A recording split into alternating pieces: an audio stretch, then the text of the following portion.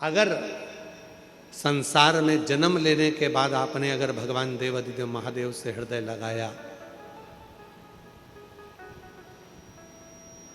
भगवान शिव से यदि आपने दिल लगा लिया, तो ये निश्चित है कि फिर संसार सागर में उलझना नहीं पड़ेगा।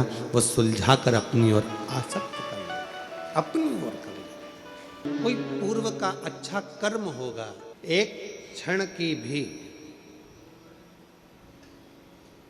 यदि शिव महापुराण की कथा हमने हमारी जिंदगी में उतारी है, तो उसका फल जरूर मिलता है, उसका लाभ जरूर मिलता है।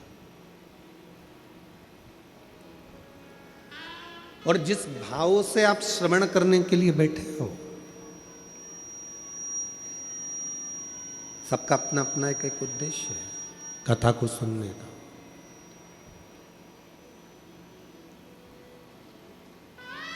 जिस भाव से आप कथा का रस तत्व ग्रहण करने के लिए बैठे हो, जिस भाव से आप श्रवण करने के लिए बैठे हो,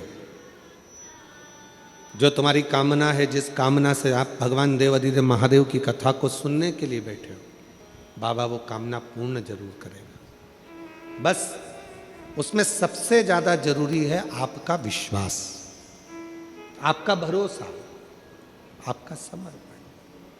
कितने भरोसे के साथ, कितने विश्वास के साथ भगवान देवाधिदेव महादेव का आप भजन कर रहे हो, ये आप पे निर्भर करता है।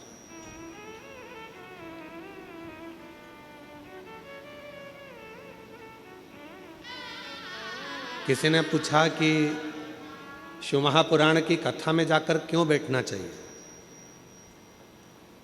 अपने क्षेत्र में अगर शिव महापुराण की कथा हो रही हो, तो अपने क्षेत्र में आकर उस कथा का रसतत्व ग्रहण क्यों करना चाहिए, किस लिए। कई लोग कहते हैं हम कथा में जाकर क्यों बैठें, शिव महापुराण की कथा क्यों सुने, हम मंदिर में जाकर एक लोटा जल क्यों चढ़ाएं, हम शंकर जी के मंदिर क्यों जाएं, हम शिवालय में क्यों जाएं, हम शंकर के देवालय क्यों जाएं, हम शंकर जी के मंदिर में इतने समय से जल चढ़ा रहे हैं, हम शिव जी के मंदिर में 3 महीने से जल चढ़ा रहे हैं, हम शंकर जी की कथा इतने समय से सुन रहे हैं, हम भगवान शंकर की कथा इतने दिनों से धारण कर रहे हैं, क्यों फिर भी हमारा भाग्य नहीं चमक रहा।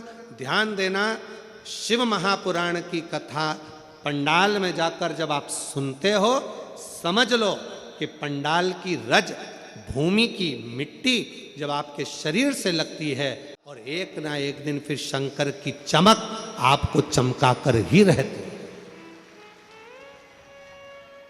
शिव की चमक चमका कर रहेगी।